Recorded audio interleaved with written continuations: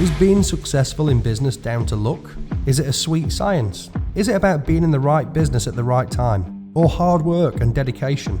Well, if you're like me, a business owner that's always looking at improving and learning from the best, this podcast will be sharing real stories from real business journeys. Welcome to RealTalk, your podcast dedicated to interviewing successful entrepreneurs. All right, so welcome to RealTalk. Thank you. I'm honoured to have you in today. I know how busy you are and you and your celebrity lifestyle these days, but for the people that don't know you, please introduce yourself and your business. So who are you and what does your business do? So I'm Lee Bestall, Bestall & Co Landscape Design. We design, build, manage the creation of high-end residential gardens. That's the official thing.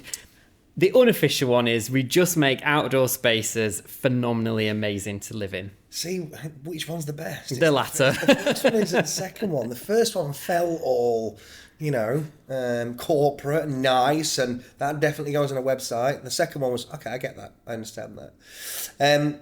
So Real Talk is where we talk to entrepreneurs and really get under the skin. The first bit that we always try and find out is the entrepreneurial spark. At what point in time, you've read the email, so what happened with your entrepreneurial seizure?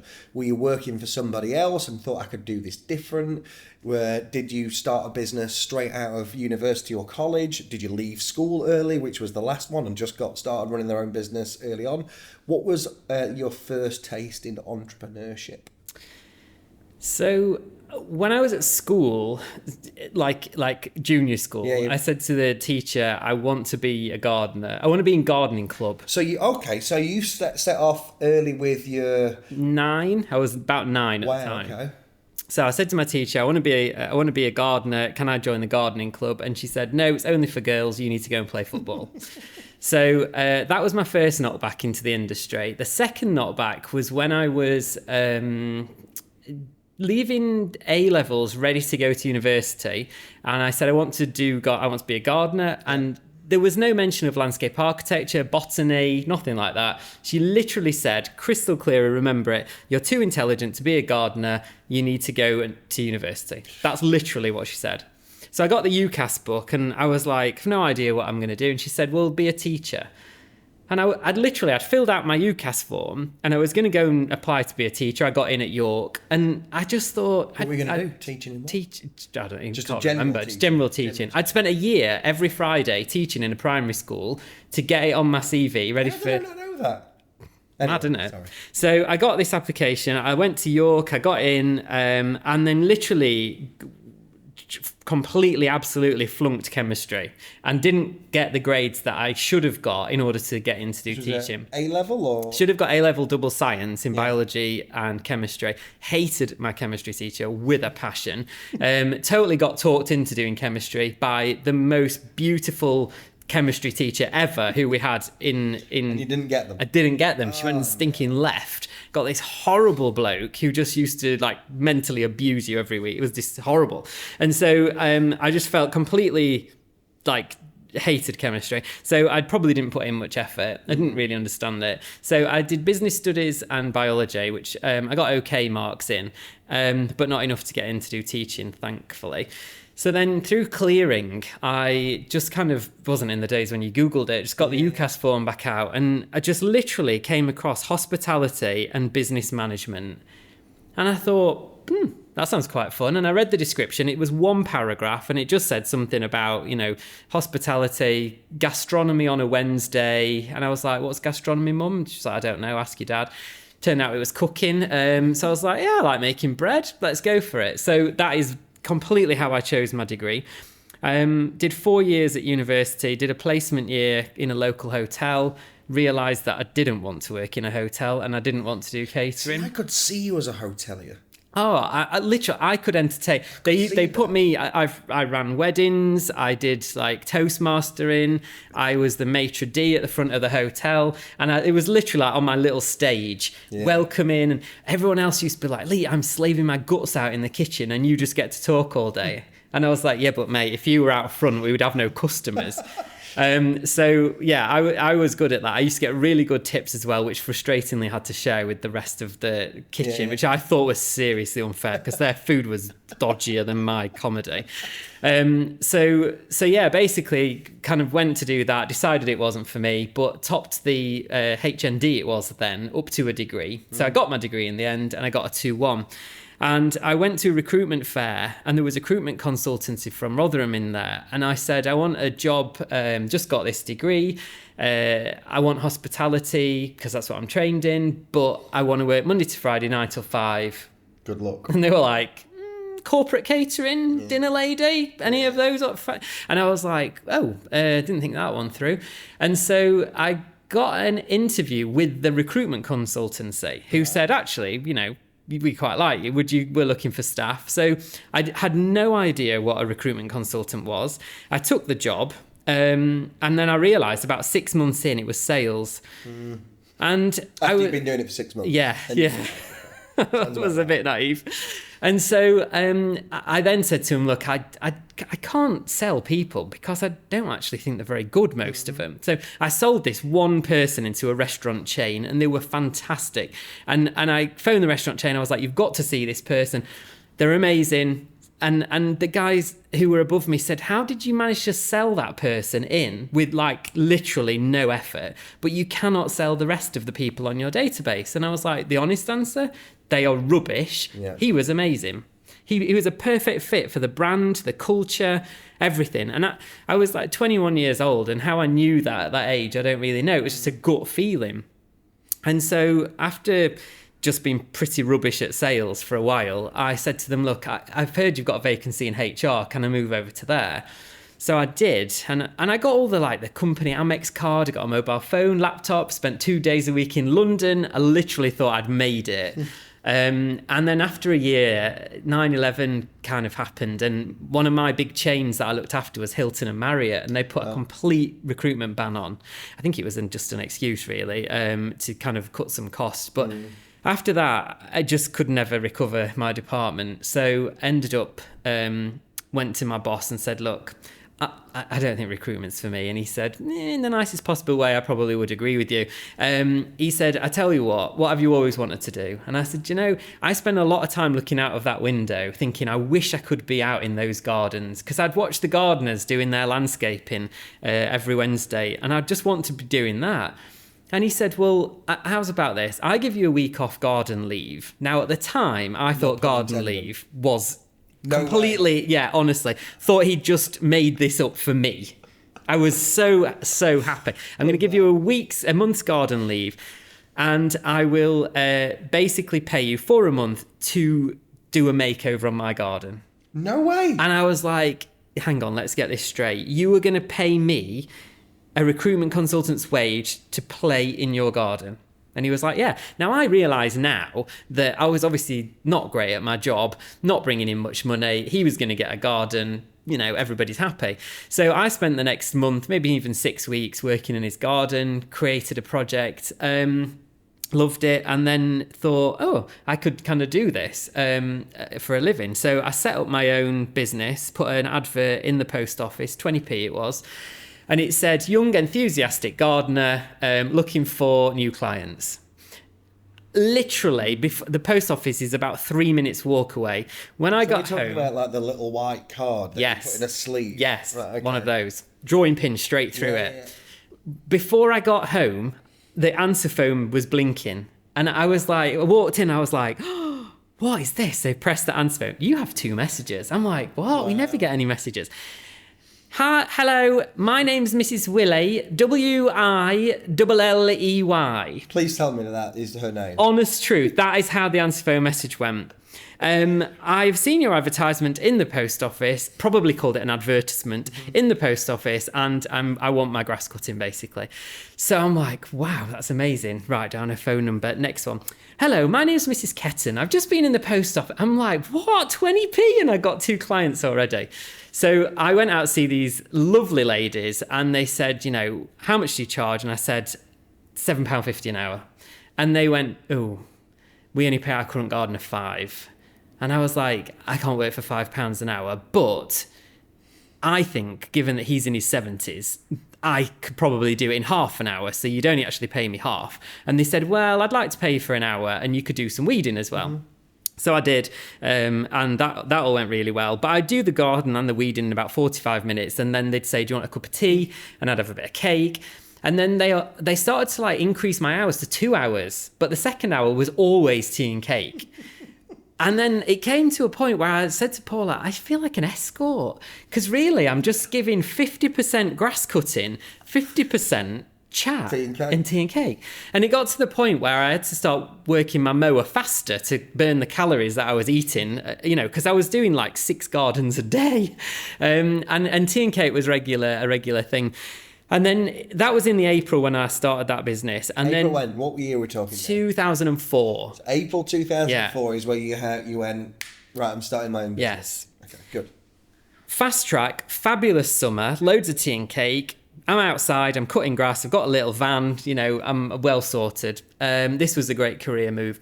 November the 4th, first person says to me, Lee, you've been amazing. I absolutely love you. You do promise me you'll come back next year, won't you?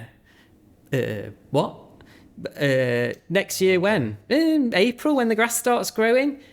Oh, yeah, sure.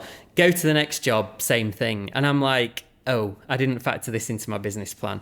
And that was the first point. Did you have a plan? Or was it just literally, I'll put a thing in the post? It was more of a mental note. Right, a mental note. Okay. Didn't have that in a mental note. So I remembered the boss that I'd had who'd given me the garden leave saying to me, look, if you need any help at all, just give me a ring and I'll be there for you. And so I rang him and said, what do I do? And he said, come and see me. And he was really my first business mentor. And he mentored me for the first 3 years of my career. And I've done 3 gardens for him now, including his offices. I consider him one of my best friends. He was at my 40th birthday party. He came to the wedding. It literally, they're like my parents almost. Not quite old enough to be, but I love them to bits, and they've been a constant inspiration. But the real kind of turning point was, I think it was about the 14th of November when I'd cut my last grass, because I used to do it all in a 2-week cycle. And I was scraping the grass, wet grass, and clumps that are on your mower at that time of year. And I was just about to spray it with the WD-40, put it in the shed for the winter. And my phone rang, and that's like a big orange Nokia at the time. I was like, this brick. And this lady said to me, hi, I'm Michelle from the BBC. You probably won't remember, but 2 years ago, you sent us an application form to a TV programme called So You Want to Be a Garden Designer. Basically, we shelved the programme, but we're reliving it. We've found a new presenter. We've got Dermot Gavin on board. He's going to present the whole thing. We'd love you to kind of put your application to the next stage. So I was like, oh my God, I'd love to do that. And so she basically said, you need to move away from home for 6 months. We're going to, fully immerse you. They called it learning through osmosis. And obviously osmosis in plant world is water going into the plant. And this was just knowledge going into you. So you were going to live in this village where you would be surrounded by all the best people in horticulture. She sold me the dream. And I was like, are you telling me that I'm in? And she said, no, I'm telling you that out of the 4,000 applications we got, 4,000, you are down to the final 300 who are still interested. And I'm like, oh, okay.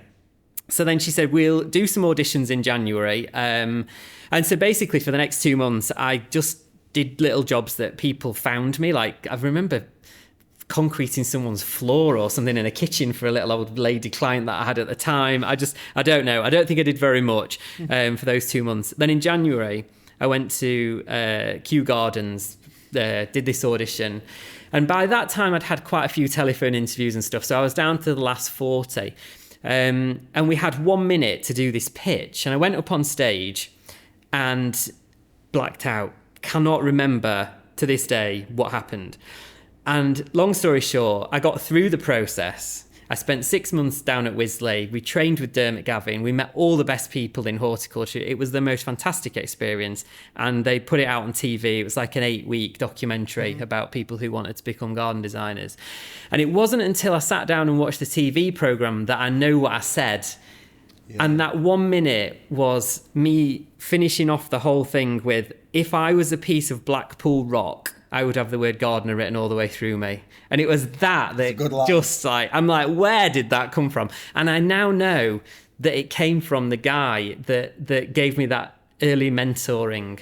And so having that like mentoring experience early on in my life has just meant that I've always had a mentor. So it'd be fair to say that employment didn't suit you very well. No, absolutely. Tried it, not. Didn't do very well. So you started working for yourself really early on then? Yeah, I was 22, 23.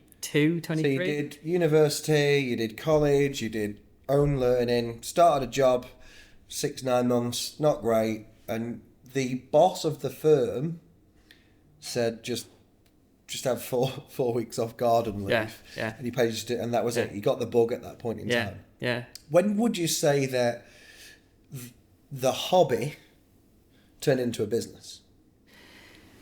Probably from day one, really, the hobby was a business, because obviously I was just going and cutting grass, weeding and planting plants for people. And you know, to me at that age... Maybe not hobby then, job. When did the job turn into an actual living, breathing organism? Well, it's funny because it was a hobby, and then I turned that into a job. Yeah. And then I got so sick of the job that I gave myself a different job so that I could get out of planting plants, because it got to a point in about 2015 where I was like, if I plant one more plant, I'm going to kill someone. I hated planting plants. And was that just because of the repetitive nature of it, or? Yeah, I mean, I'm the kind of person, I want to be affecting as many people's lives with horticulture as I possibly can. So planting plants in one garden is not effective. Yeah. Me having 12 teams of people out there building gardens is the dream, because we're building 12 gardens, we're not just building one. And interestingly, now I've got gardening back as a hobby because it's not my job anymore. So you're not having to do it. Exactly. Just going back to that old adage that when you're forced to do something, sometimes it can become a little bit of a grind, whereas if you actually choose to do it, you'll get the enjoyment out of it.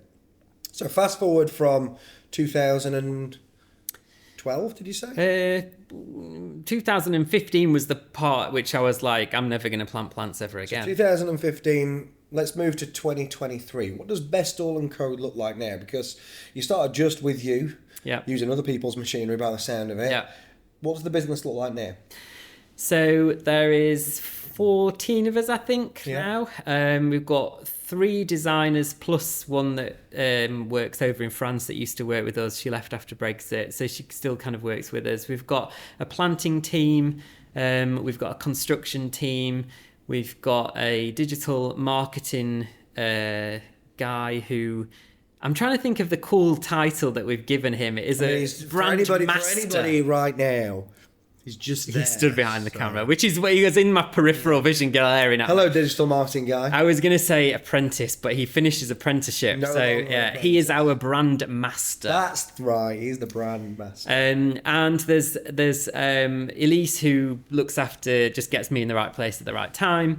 And then there was a point last April that I split the business up, and there's now 3 directors. Yeah. So I am only kind of part of that director team. That's the evolution of the business now, moving on to the next stage. So there's 14 of you. You got the hub. Yeah. Tell us a bit about the hub. So the hub is ginormous. The hub is absolutely ginormous. So that's the place where everything happens, because since COVID, lots of people they want hybrid working. We've got people out on the field. We've got designers working in the field as well as working from home. I wanted a hub within the Midlands kind of area that we could service like a 2-hour radius, which you can get a long way from Sheffield in 2 hours. Leicester, bottom side of Leicester. Yeah, and right up to York. And, we've got a designer who lives north of Harrogate, so he can get to Newcastle in an hour. So we really have got like quite a wide area. So the hub is where we kind of bring in products, plants. The dream really was to be able to install gardens quickly and efficiently, And a lot of the kind of books that you read, particularly the Myth started me off on this, it's look for the pain point for the client. What is the one thing that clients always moan about? Do that one thing really well, and you can smash the market. And so for us, it was, observing what people did really badly was quite easy, because it was the same complaint. People who turned up on time, I mean, really, they want very little from the tradespeople. They just want you to do what you say you're going to do, turn up on time and charge them fairly for it. And the main thing that I learned was keeping them informed will keep them off your back. And so I was thinking, hang on a minute. When I did my lawn mowing when I was 21, I spent 50% of my time drinking tea and eating cake, and 50% doing the garden. And now that is exactly the same ratio. 50% of what we deliver is a garden, 50% is love. Is the relationship side of things. Yeah. Well, you just kind of answered my question before I answered, but I'm going to ask it anyway. Okay. So there are so many people, not just in your industry, but in business in general. You've got a really good reputation, you've got a really good brand, you've got a really good name. What do you think is the separating factor that when people go, we're just going to use Bestall & Co. What do you think you've nailed really well? When you say love, what is it that you mean? So you've got to make people feel special, whether they're buying something. The price is kind of irrelevant, and the product is to some extent. If you can deliver that with feeling, with love, make them feel special, make them feel loved. It's the experience you're creating for that customer is great, but in our market we are dealing with very high net worth clients, and one of the things that they are often lacking in life is lots of love. They have loads of money, so they can buy whatever they want, but love, you might argue, you can buy things associated with love, but genuine love you can't buy.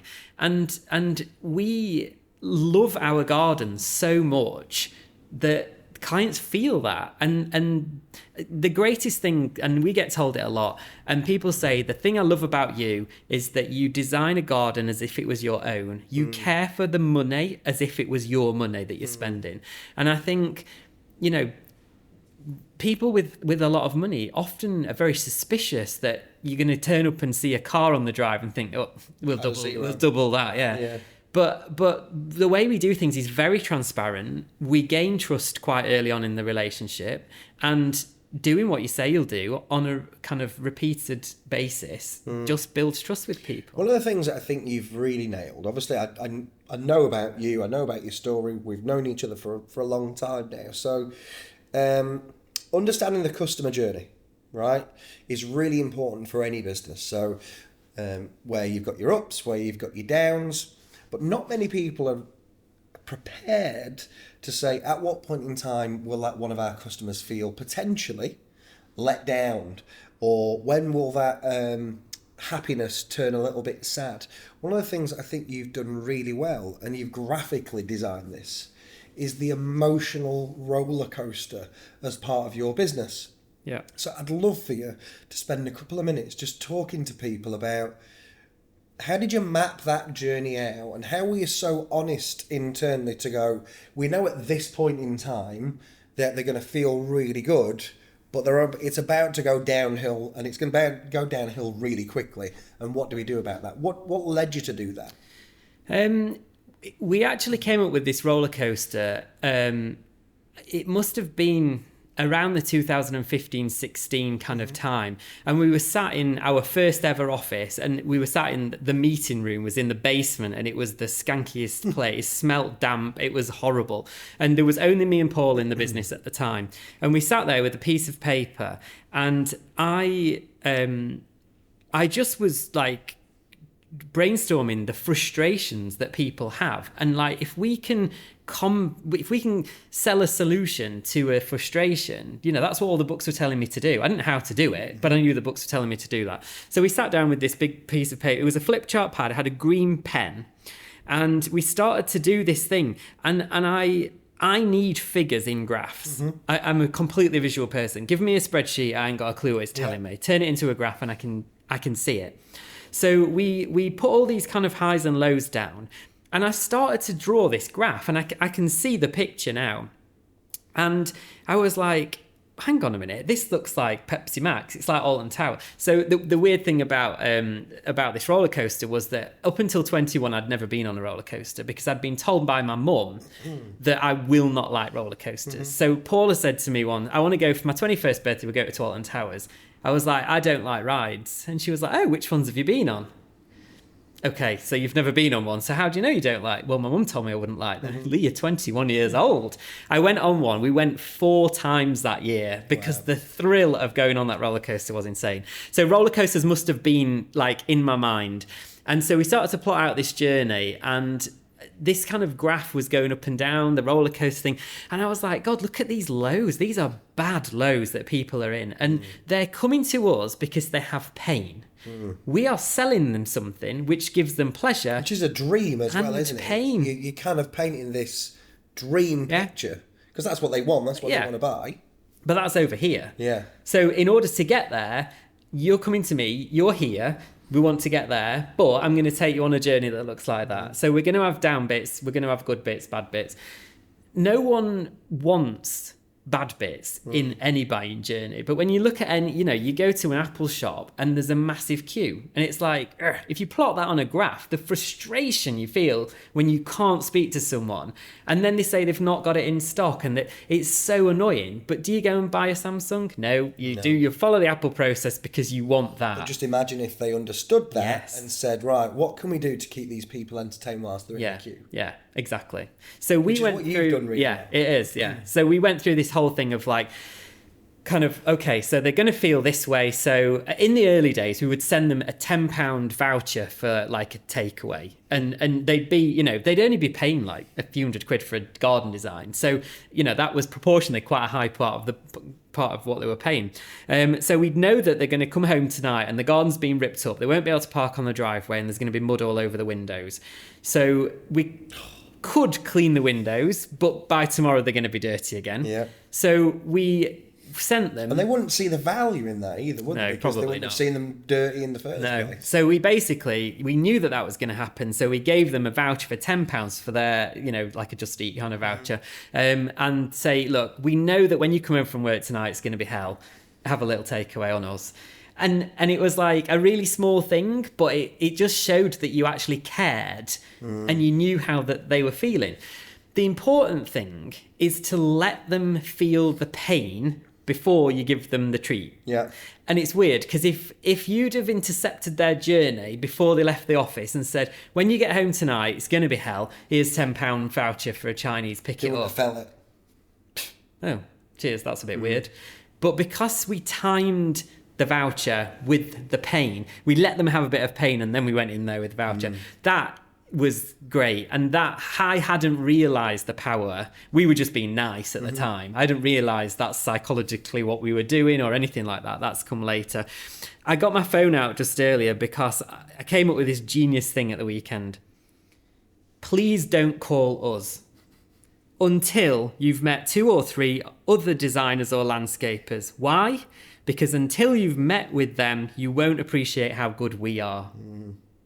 So true, that. It is. And we get some clients who don't shop around, and in a way, it's a nightmare because they think the service we're giving them is what everybody gives them. Yeah, and lots of people absolutely not come to you after the fact that they've probably made the wrong call and then said, eek, we need to come and fix it. We had exactly that this week. Client phones up. I've just spent 40 grand on a garden. I absolutely hate it. So I go out and see them. They're like, I've just wasted 40 grand. I said, you haven't wasted 40 grand. Because actually, we can bring this back. You're going to need another 40 to make it amazing. But the issue is that the company you employed didn't ask you what you really wanted. Correct. And she had this picture in her mind, which had not been communicated to them. Not her fault, their fault. So they'd not taken a good brief. Therefore, she was disappointed with the result. There was nothing wrong with the work. Now, you communicate this emotional roller coaster in advance now, don't you? So you're going to let your customers know that we're going to do this and you're going to spend some money and you're going to feel up here. Yeah. But we've then got 12, 18, 24 weeks where you're going to be up and down and up and down. Yeah. And the beautiful thing is probably, and you're right, at that point in time, they're not ready to hear that and they're going to go, oh yeah, okay, whatever. Yeah. But when they go home and they see that and feel depressed and get Yeah. the takeaway voucher, Yeah. they'll also go, oh, they told me about this. Yeah. I'm a little bit more prepared. Yeah. As you were talking, I've just spent an astronomical amount of money on a kitchen. And all that kitchen company had to do was to give me a £20 takeaway voucher, a £20 voucher for a laundrette, and I've loved them forever. You have to say, I know the washing's stacking up. I know it's a nightmare not having a washing machine and a tumble dryer. He's 20 quid for you. I might not have even used that, but the fact that they realise that that's how I'm going to feel now, I'm a week in, and I'm having to, fortunately we've got a laundrette here, which we use, but... Imagine if they'd, on day one, had given you a bag, like you get in your wardrobe when you go to a nice hotel, and said, that's your laundry bag. Put all your laundry in there, leave it outside your front door Monday morning, and we'll take it. We'll bring it back Friday iron. How much would that cost them? I mean, what? 20 quid? Yeah, I don't know, but not like that. What they've, that is not 20 quid, is it? No. It's a story that you're going to tell everybody. Everybody. And that's the key thing. That's they've bought £1,000 of marketing. That's what you get your customers to do. Yeah.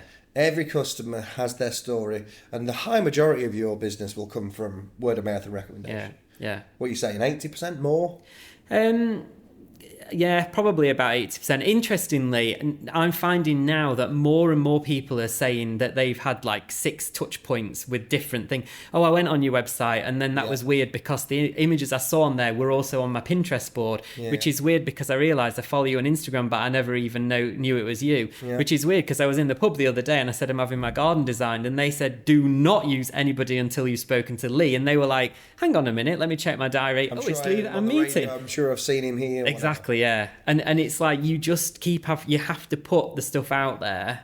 But I never got that feedback before. It might just be, oh, well, we found you in the yellow pages or we googled you. So from your perspective, everybody's got their own business. They're all selling. Everybody's selling different stuff, whether it's service, whether it's B2B, whether it's B2C, whether it's a product, whatever. We're all trying to do it in our own way. What do you think really separates you? Is it the fact that you're aware of those? You're quite emotionally intelligent, aren't you? And you're aware of those ups and downs, and you've really concentrated on that journey. Would you say that, other than obviously you're really good at what you do, but what do you think really separates? What are you really good at? No one else in our industry is investing in the customer journey. They're just not. It is such an easy industry to be amazing in because the rest of the industry is so rubbish. Yeah. You've got designers on one hand who are fighting with landscapers who are fighting with clients. Yeah. And, the designer wants this, the client won't pay for it, the designer's got a massive ego, the landscaper's got a massive ego, they want to do that. It's just often, you've only got to watch Grand Designs and everything's just, we fell out with the architect. It happens all the time.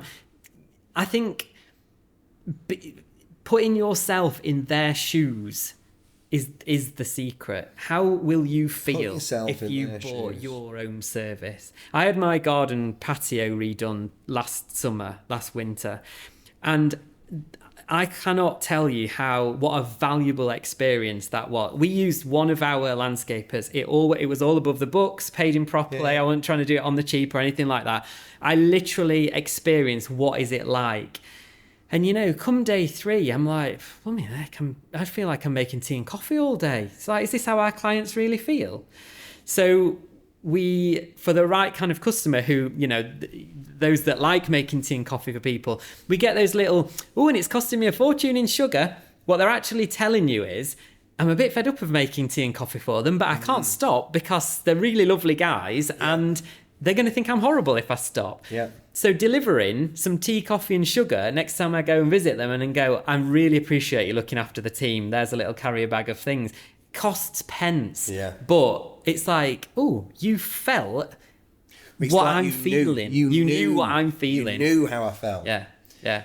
And again, what you've said a couple of times now, put yourself in the customer's shoes. Really understand it from their perspective. And the crazy thing is, you've only got to do it once because everybody thinks they're unique and they're not. Yeah. They're all exactly the same. Yeah. So the process is exactly the same. Whether they want to feel like they're going through a process or they don't, the bespoke clients don't want to feel like they're going through a process. So we don't mention a process, but they go through it anyway. And that's why they have such a lovely experience. To let you know, clients, you're all going through a process. It's a lovely process. It's a bespoke one just for you. It is a bespoke process just for you. But yeah, so as you move people through the process, it's there because it works. Agreed, yeah. It delivers a great garden. So, you know, but when we get to a certain point, we know they're going to feel like this because that's how all the people who went before you felt. So to be able to say, tomorrow you're going to feel like this is one thing to kind of pep them up for it.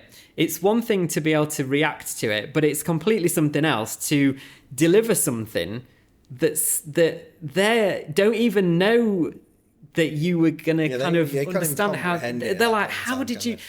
Some of them may not even twig that we knew that they were going to feel like that. Yeah. And that's like the best thing. Deliver those flowers at that point. You know, we'd got a long-standing relationship with a great client, and I knew that on this particular day, they were about to get their estimate sent to them, and it's like, we just spent all this money on the front. I'd love to do the back, but it's going to be a fortune. And we went and put a planter outside their house with our lovely branding on it, and it was all in flower. And we said, look, we know your garden looks a mess at the moment, but here's a little bit of hope of what it will look like. Who does that? Nobody does that, and that's why you're special. We always finish the podcast with one simple question. Is it over already? It was 40 minutes. 40 minutes. Which is, if you're going to give any advice to any up-and-coming entrepreneur, somebody that was either thinking about starting their own business, they've just started their own business and they're having that what the hell am I doing moment, we've got an established business and we just don't know where to turn, what piece of advice would you give that person? Because I know you well and you love value, I'm going to give you two. Okay, nice. First is what my dad said to me when I was saying, shall I set up my own business? He said, Lee, the only regret I have in life is not starting my business earlier. Yeah. He worked for someone else for too long. Yeah. My granddad worked for himself. My uncle, traditionally the Bestalls work for themselves. My own piece of advice would be do things faster.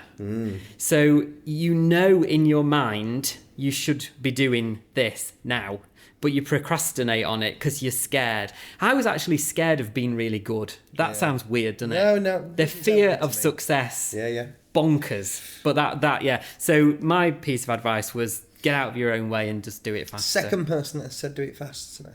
Really? Done 3 of these today. You're the second that said do it fast. Good advice. Well, thank you very much for sharing the couch on Real Talk with me. Loved it. Thank you, Lee. Thank you.